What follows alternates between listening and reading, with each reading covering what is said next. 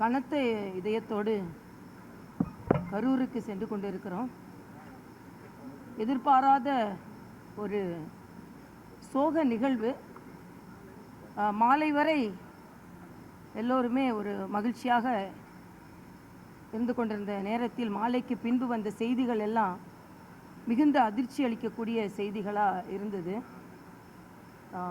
உயிரிழப்புகளே இருக்கக்கூடாது, இருந்தாலும் நாம் நேரம் போக போக எண்ணிக்கையும் அதிகரித்து கொண்டிருந்தது நமக்கு மிகுந்த வேதனையை தருகிறது. இப்பொழுதெல்லாம் நாம் செய்யக்கூடியது ஒன்று, அந்த குடும்பங்களுக்கு ஆதரவாக இருக்க முடியும், எந்த அளவிற்கு இருக்க முடியுமோ அந்த அளவுக்கு இருக்க வேண்டியதுதான்.